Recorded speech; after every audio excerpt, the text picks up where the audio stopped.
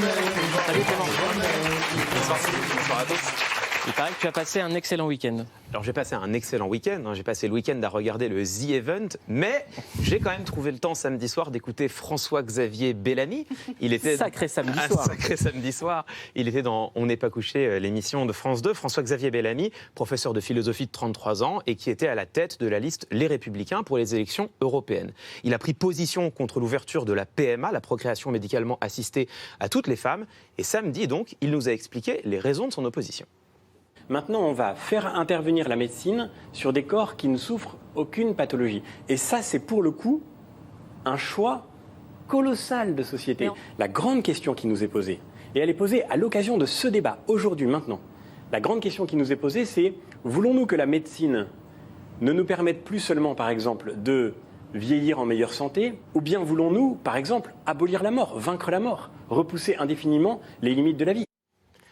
Alors ça, c'est intéressant. Il faut écouter ce que dit François-Xavier Bellamy. En fait, il ne conteste pas seulement la procréation médicalement assistée en elle-même. Son argument, c'est que dans le futur, cette PMA ouvrirait la voie à des évolutions dangereuses pour la société.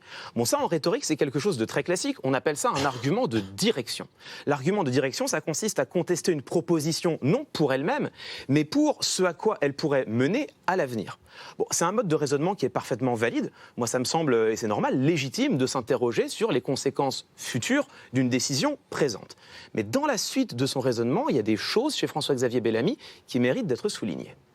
Moi, je respecte parfaitement ceux qui pensent le contraire de mes opinions sur tous ces sujets. Oui. Quelqu'un qui me dit qu'il est pour la PMA, pour la GPA, pour l'utérus artificiel, très bien. On parle aujourd'hui de l'homme augmenté, on parle du transhumanisme. Il y a deux manières pour l'humain de se faire du mal à lui-même. Et le premier moyen, c'est effectivement de se détruire, mais un deuxième moyen, c'est de devenir un peu inhumain, de devenir un robot dans le corps d'un homme. On peut vouloir abandonner la condition humaine.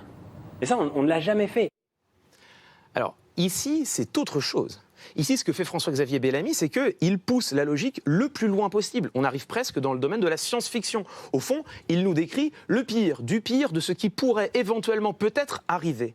Pourquoi c'est contestable ? Pour une première raison, c'est que quand on écoute François-Xavier Bellamy, dans son discours, il y a très peu de marqueurs de doute. Il y a très peu de « peut-être », cela pourrait arriver, on pourrait craindre que. Donc au fond, dans son discours, on a l'impression qu'il ne nous décrit pas seulement quelque chose de possible, mais même quelque chose de probable, voire de certain. Ça, en soi, c'est contestable. Et puis surtout, les images qu'il emploie ne sont pas choisies au hasard. Il faut toujours faire attention aux images. Pourquoi ? Parce que les images provoquent des émotions.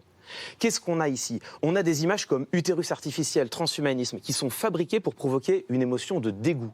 D'autres images, se détruire, abandonner la condition humaine, qui, elles, provoquent plutôt de la peur. Et convaincre en pivotant sur les émotions, ça doit toujours attirer notre attention.